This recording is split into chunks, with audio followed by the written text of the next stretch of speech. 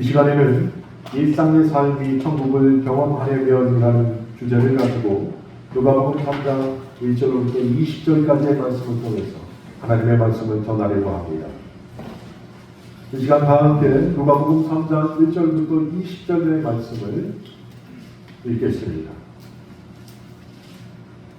디베리오 황제가 통치한 지 15해 곧 본디오 빌라도가 유대의 총독으로 헤롯이 갈릴리의 본분 왕으로 그 동생 빌립이 이두레와 드라고니 지방의 본분 왕으로 루사니아가 아빌레네의 본분 왕으로 안나스와 가야바가 대제사장으로 있을 때에 하나님의 말씀이 빈들에서 사가랴의 아들 요한에게 임하니지라. 요한이 요단강 부근 각처에 와서 죄 사함을 받게 하는 회개의 신뢰를 전파하니 선지자 이사야의 책에 쓴다. 광야에서 외치는 자의 소리가 있어 이르되 너희는 주의 길을 준비하라. 그의 오실 길을 곱게 하라. 모든 골짜기가 메어지고 모든 산과 작은 산이 낮아지고 굽은 것이 곧아지고 험한 길이 평탄하여질 것이요 모든 육체가 하나님의 구원하심을 보리라 함과 같으니라. 요한이 침례받으러 나아오는 우리에게 이르되 독사의 자식들아 누가 너희에게 이르러 장차 올 진노를 피하려 하더냐. 그러므로 회개에 합당한 열매를 맺고 속으로 아브라함이 우리 조상이라 말하지 말라. 내가 너희에게 이르노니 하나님의 능히 이 돌들로도 아브라함의 자손이 되게 하시리라. 이미 도끼가 나무 뿌리에 놓였으니 좋은 열매 맺지 아니하는 나무마다 찢겨 불에 던져지리라. 우리가 물어 이르되 그러면 우리가 무엇을 하리이까? 대답하여 이르되 옷 두 벌 있는 자는 옷 없는 자에게 나눠 줄 것이요 먹을 것이 있는 자도 그렇게 할 것이니라 하고 세리들도 침례를 받고자 하여 와서 이르되 선생이여 우리는 무엇을 하리이까 하되 이르되 부과된 것 외에는 거두지 말라 하고 군인들도 물어 이르되 우리는 무엇을 하리이까 하되 이르되 사람에게서 강탈하지 말며 거짓으로 고발하지 말고 받는 금료를 족한 줄로 알라 하니라. 백성들이 바라고 기다림으로 모든 사람들이 요한을 곧 그리스도 신자 신비에 생각하니 요한이 모든 사람에게 대답하여 이르되 나는 물론 너희에게 진례를 베풀거니와 나보다 능력이 많으신 이가 오시나니 나는 그의 신발끈을 풀기도 감당하지 못하겠노라. 그는 성령과 불로 너희에게 진례를 베푸실 것이요 손에 키를 들고 자기의 타작마당을 정하게 하사 알곡은 모아 곶간에 들이고 죽정이는 꺼지지 않는 불에 데우시리라. 또 그 밖에 여러 가지로 권하여 백성에게 좋은 소식을 전하였으나 분봉왕 헤롯은 그의 동생의 아내 헤로디아의 일과 또 자기가 행한 모든 악한 일로 말미암아 요한에게 책망을 받고 그 위에 한 가지 악을 더하여 요한을 옥에 가두니라.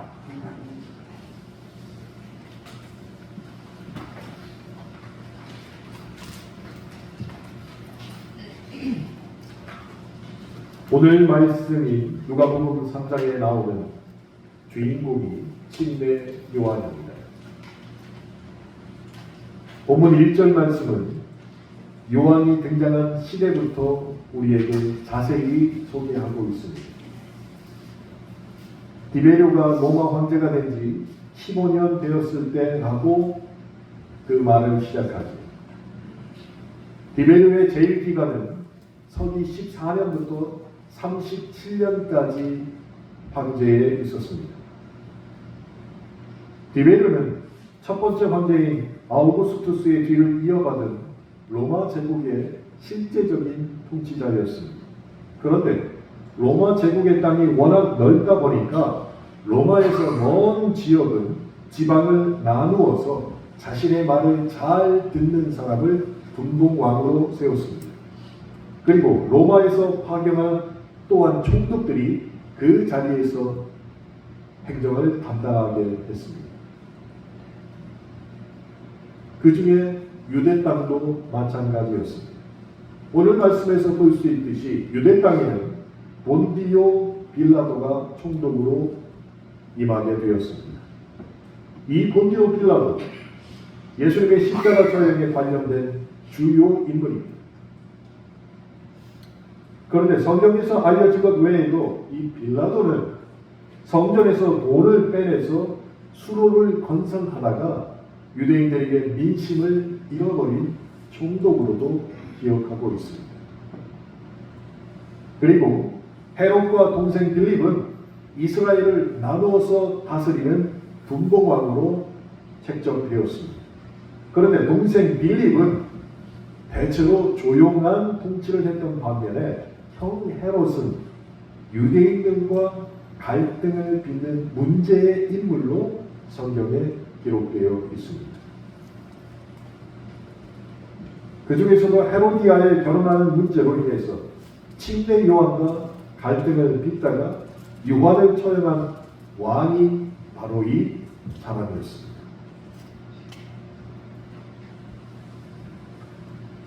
황제, 총독, 그리고 분봉왕에 이어서 2절에서는 대제사장 두 사람을 소개하고 있습니다. 안나스와 가야바라는 인물입니다. 가야바는 로마 제국이 임명한 대제사장이었습니다. 안나스는 가야바의 장인이자 전임 대제사장이었습니다. 그런데 좀 이상하지 않습니까? 본래 유대인의 율법과 전통에 따르면 대제사장은 아론의 후손이 맡아서 죽을 때까지 그 직을 유지해야 합니다. 그게 그들의 원칙이었습니다. 그런데 로마가 이곳을 지배한 다음부터 로마 총독과 본붕왕 마음대로 누구든지 대제사장을 임명하기 시작했다는 것이죠. 그랬더니 대제사장의 교체가 자주 일어났고 그들의 임기도 종신형이 아닌 당연히 짧아졌습니다. 그렇게 대제사장의 임명권을 총독과 왕이 쥐고 있다 보니까 이 과정에서 돈과 뇌물이 오가고 그리고 특정 가문의 정치적 야망을 위해서 대제사장의 자리를 사고 파는 일이 빈번해졌다는 것이에요. 그러니까 그 당시에는 대제사장이라 할지라도 종교적으로 경건할 리가 없고 순수하거나 백성들에게 존경받을 리가 없었다는 것이에요.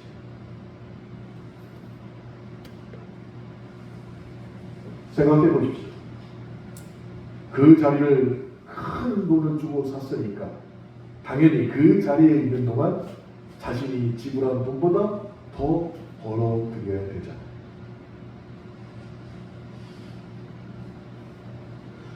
그래서 대제사장들이 그때부터 머리를 자르기 시작했습니다. 성전세를 걷기 시작했어요.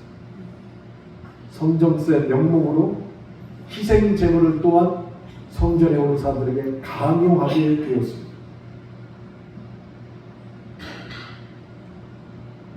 그래서 이 당시의 대제사장들은 막대한 부와 권력을 축적하게 되었습니다. 그래서 당시 사람들에게 대제사장의 부패와 권력 남용은 강하게 비판받을 수밖에 없었습니다. 예수님께서도 이 사실을 너무나 잘 아셨습니다. 그래서 무슨 일을 행하셨습니까? 성전 정화 사건을 벌이셨던 것입니다. 주님께서 잘하고 있는 자들에게 독사의 자식들아라고 채찍을 휘두르신 게 아닙니다. 주님이 그렇게 할 수밖에 없는 성전 정화의 사건의 배경이 이렇게 되었다는 것이죠. 그리고 그 중심에 오늘 2절에서 소개하고 있는 대제사장 가야바와 그의 장인 안나스가 자리하고 있었던 것입니다.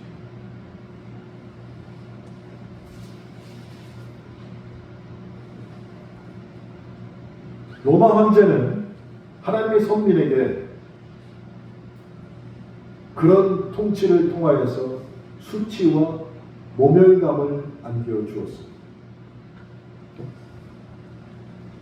결과로 총독 빌라도는 민심을 잃었고 본붕왕 헤롯은 윤리적으로 타락해 있었습니다. 게다가 성전은 민간인들의 불안을 먹이 삼아서 돼지처럼 배를 불리고 있던 시절이었습니다. 이것이 누가복음 3장 1절로부터 2절 이 짧은 구절에 숨어있는 역사의 이야기입니다. 그러니 그 당시에 백성들이 희망을 둘 곳이 도대체 어디 있었을까요? 정치, 경제, 종교 어느 것 하나 빛이 안 보이는 그런 어둠의 시대를 살아가고 있었습니다. 그래서 거리로 뛰쳐나가고 싶었지만 아무런 권력이 없기에 뛰쳐나가지도 못하고 가만히 있지도 못하는 그런 상황에 처해 있었던 것입니다. 그것이 오늘 우리가 함께 읽은 요한복음 3장의 시대적 배경이 되었던 것입니다. 근데 바로 그때 침례 요한이 등장합니다.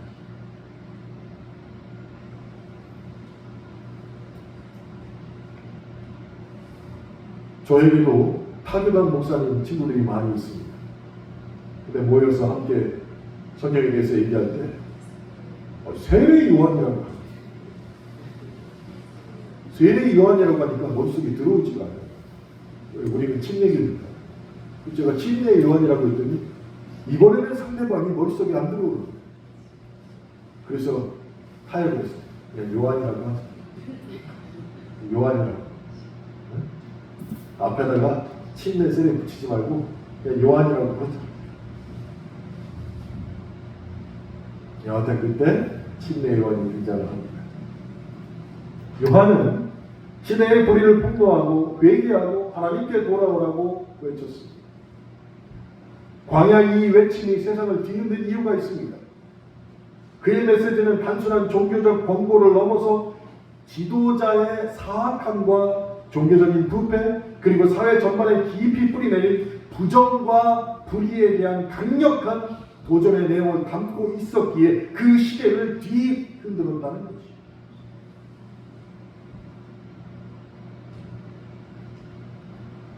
지금 시대와 좀 비슷하지 않습니까?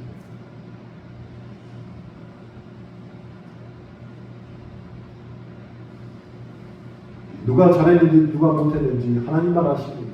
그러나 둘 다 국회의원이든 대통령이든 이 자리에서 자유로운 사람이 없는 것 같은 것이 마치 요한의 시대와 지금 시대가 비슷한 것 같다는 것입니다.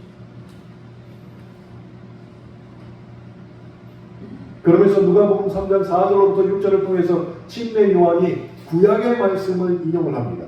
이사야의 말씀이었습니다. 광야에서 외치는 외롭게 외치는 소리가 있을 것이고 그가 오실 주님을 기다리며 길을 닦는 준비자라고 자신의 정체성을 드러내고 있습니다. 그리고는 누구도 경험해보지 못한 일을 내가 할 것이다 라고 말을 하고 있습니다. 그게 본문 5절입니다. 골짜기가 메워지고 산들이 낮아지고 굽은 것이 곧아지며 험한 길이 평탄해집니다. 이는 제 아무리 유능한 선지자라도 할 수 없는 일, 오직 하나님만 하실 수 있는 그 낯선 일들을 3장 5절을 통하여서 우리에게 말하고 있다는 것입니다.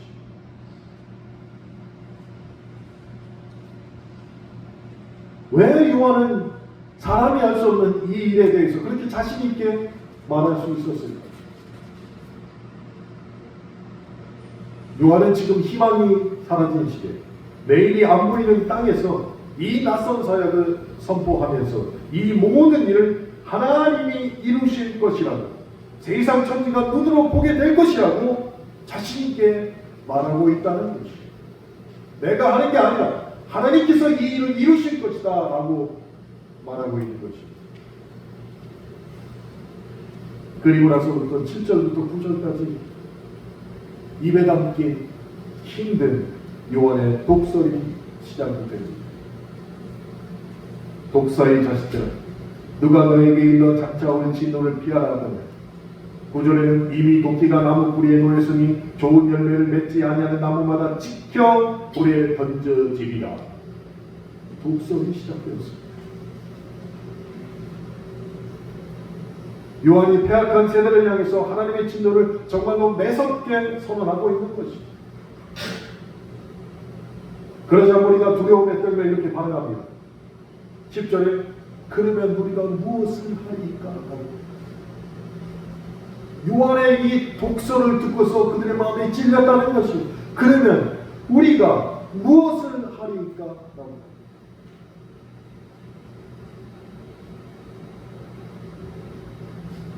누가복음 3장 11절부터 14절까지 다시 한번 읽어보겠습니다. 이들이 무엇을 해야 되는지 요한이 말합니다. 3장 11절부터 14절까지 다시 한번 읽겠습니다.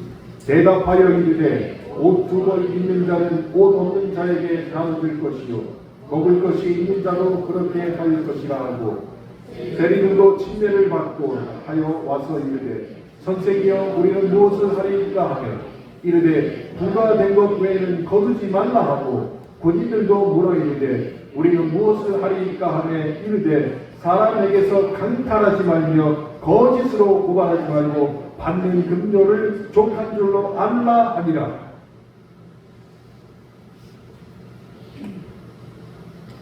침례 요한의 가르침은 너무나도 단순합니다.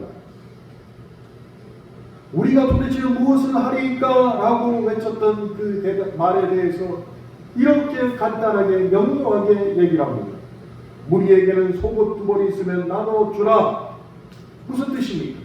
나눔과 관대함을 요구했습니다.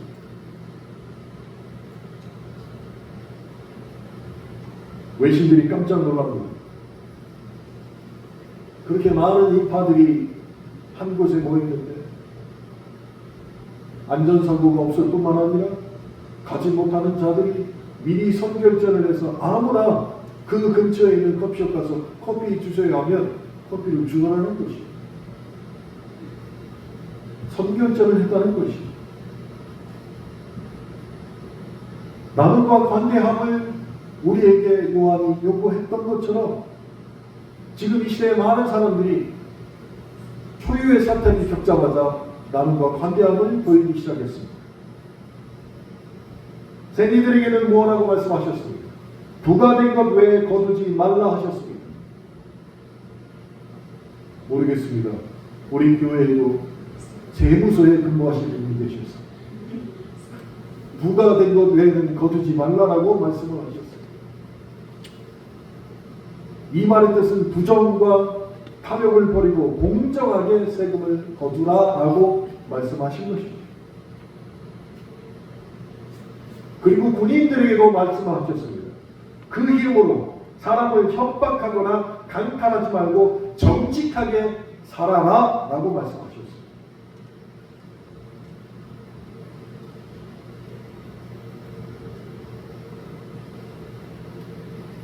이번 사건의 중심에 서 있던 특전사 사령관이 저하고 친구입니다.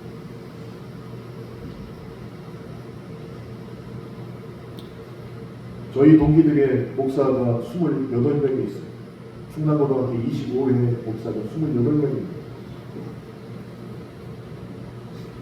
이 사람이 목사들이 있는 단톡방에 초대돼서 들어온 지 한 2년이 됐습니다.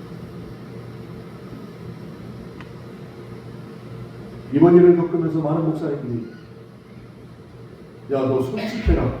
계속 요구를 했어. 너 제발 솔직해라. 그리고 현재 변호사에 있는 친구들이 단톡방에 초대되어서 너 먼저 가서 공익 제보자 신고 먼저 해라. 친구들이 계속 아우성을 했어.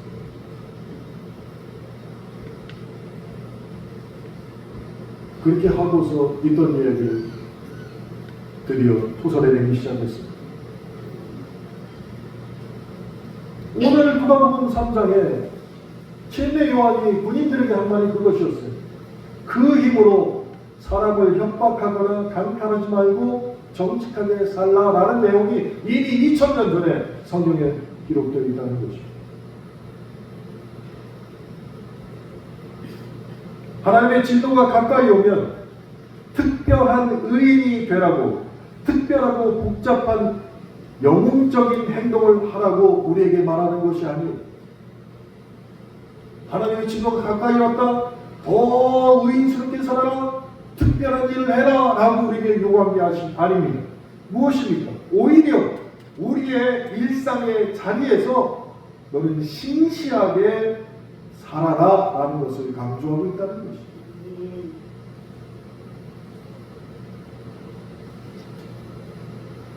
이미 2000년 전에 기록된 이 말씀을 통해서 불안한 시대를 살아가는 우리에게도 동일한 메시지를 주고 있는 것입니다. 침례 요한이 그 당시에 강조한 말은 우리가 살아가는 일상이야말로 하나님 마음에 합한 자리, 하나님의 뜻을 준비하는 자리가 되어야 한다고 말하고 있는 것입니다. 그러므로 신앙과 일상이 같아야 된다는 것입니다. 세상이 뒤흔들리고 무너질 것 같다면 다른 곳에서 해답을 찾지 말고 가장 단순하고 가장 고유한 일상에서 그 답을 반드시 구해야 한다고 우리에게 말하고 있는 것입니다. 그러니 어떤 일이 일어나도 놀라거나 당황하지 마시기 바랍니다. 그리고는 나중에 가장 익숙한 일이 무엇인지 다시금 돌아보고 우리는 거기서부터 우리의 일상을 신실하게 살아내야 한다는 것입니다. 제가 주보를 제작하면서 황상훈 집사님에게 전화를 걸었습니다. 12월 3일에는 모든 군인들이 제대가 연기가 되었습니다.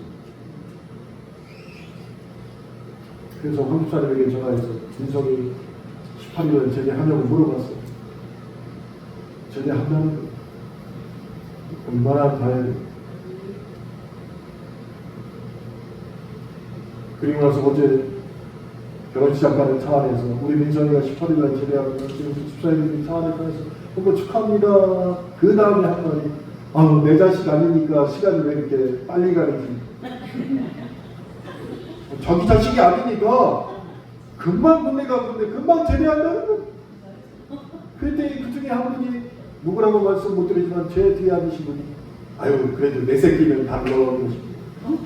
자기 자식이 군대 가면 남들은 왜 이렇게 벌써 제대한대?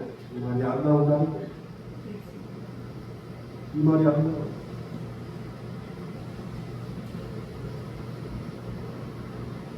그러니 우리 민석이는 마음이 어땠어요?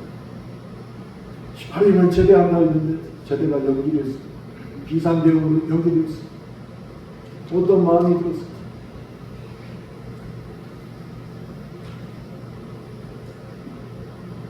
일상이 모여서 우주를 만든다라는 말이 있습니다. 이 말이 누가복음 3장에 비추어보면 매우 적절한 말이 맞습니다. 하나님이 창조하신 세계는 사실은 하나님의 특별한 일로 시작됩니다. 그러나 그 세계의 유지는 언제나 반복되는 일상을 통해서 보호되고 성숙한다는 것입니다. 그래서 매일같이 반복되는 우리의 일상이 정말로 신실하게 살아야 되는 일상이 되는 것입니다. 여러분, 마가복음 13장에 보면 예수님의 천국 비유 가운데 땅 밑에 숨겨진 보화 이야기라는 비유가 있습니다. 땅 밑에 숨겨진 천국 보화. 그 비유를 보면 사람들이 매일 지나다니는 길, 바로 그 밑에 보화가 숨겨져 있다는 것입니다. 어디 특별한 산에 올라가서 큰 나무 밑에 보화가 숨겨져 있는 게 아니라 내가 다니는 그 길, 매일같이 다니는 그 길 밑에 보화가 숨겨져 있다는 것입니다.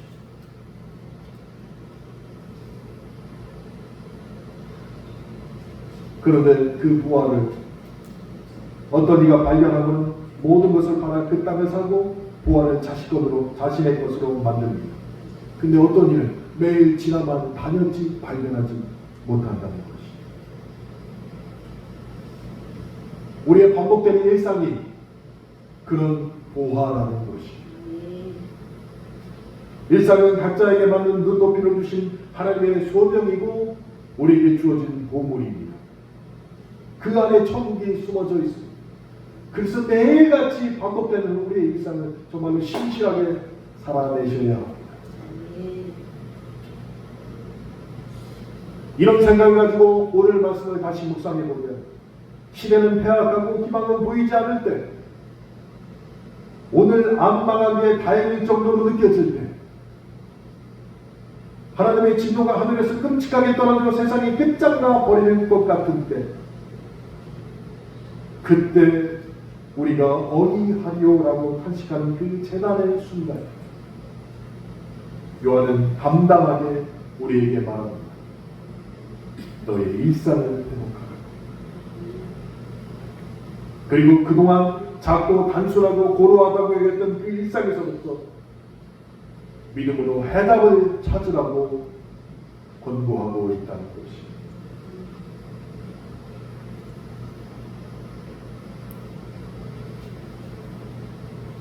우리 가운데 위기가 닥치면 극복하는 방법을 찾느라 사람들이 매우 분주합니다. 그런데 의외로 해답이 가까이 있는 것을 위기가 닥치면 종종 잊어버려요.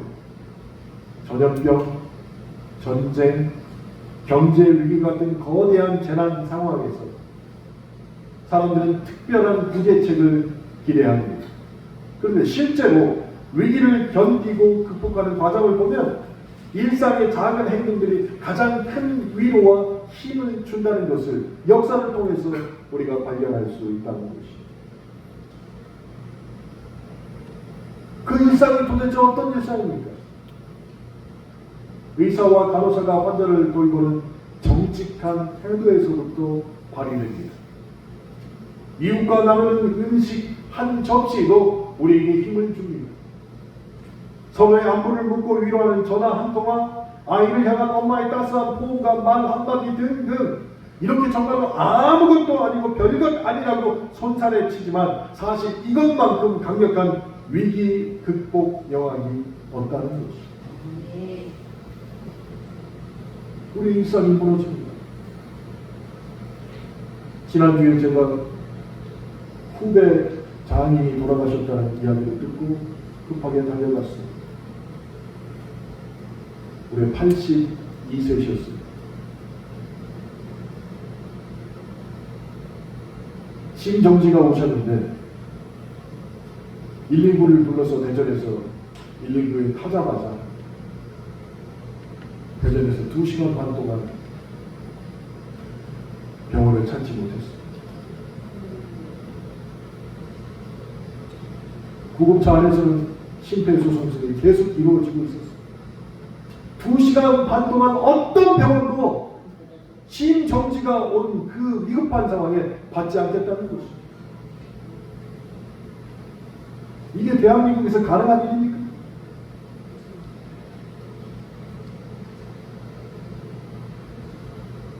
청주에 있는 병원에서 받겠다고 연락이 왔어요. 청주를 급히 가다가 차 안에서 돌아가셨어요. 그러면서 저에게 하는 말이, 형님, 우리 가정에 이런 일이 있을 줄 몰랐다는 것이. 불과 2년 전만 해도 조금만 아프면 바로 병원에 가서 고치고 살아날 수 있는데 우리 가정에 이런 일이 있을 수 있다는 게 믿어지지 않는다는 것이.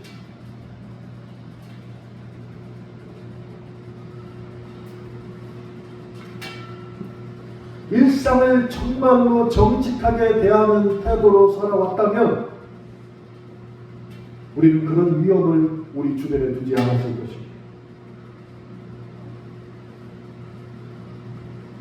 진대 요한은 이런 작고 진실하고 정직한 일상이야말로 하나님의 진노를 마주한 이들에게 주는 해답이라고 누가복음을 통해서 우리에게 가르치고 있는 것입니다. 그래서 일상이 귀합니다.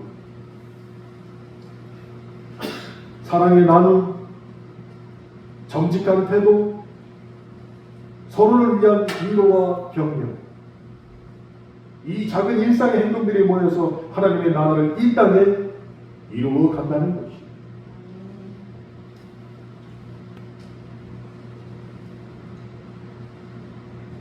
사랑의 나눔, 정직한 태도, 서로를 위한 위로와 격려가 위기를 넘어서는 힘이 정말로 되려면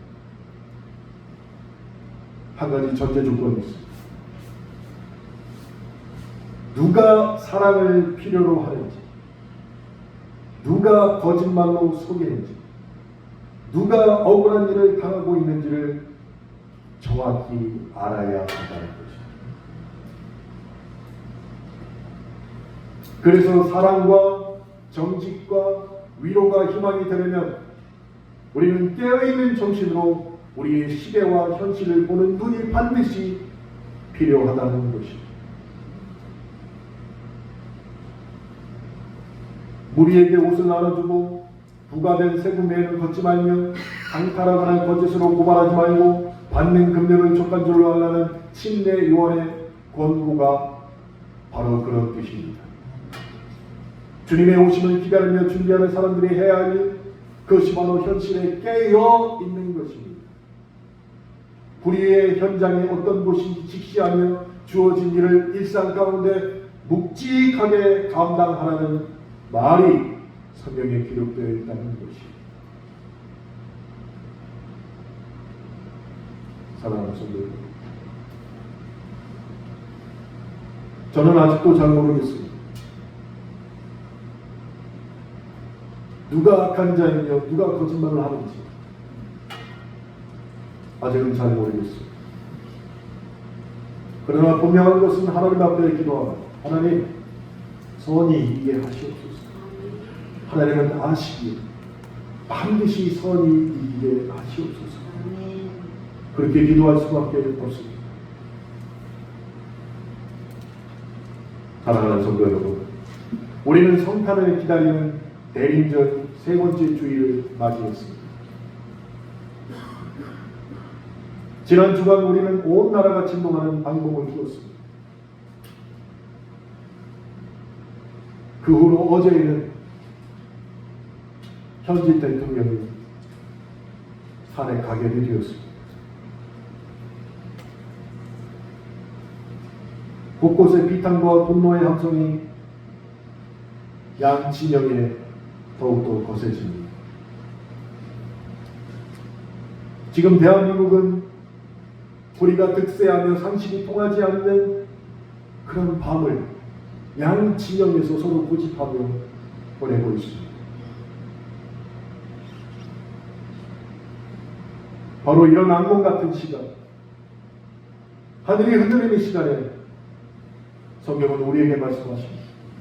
그때 주님이 오신다라고 말합니다.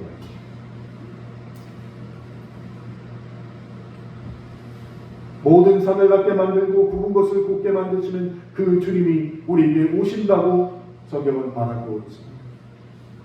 그분이 바로 성탄하신 예수 그리스도이십니다. 세상이 흔들려도 하나님은 결코 흔들리지 않으십니다. 세상의 뿌리가 선명하게 드러날수록 정의로운 하나님의 칼날은 우리에게 더욱더 가까워집니다.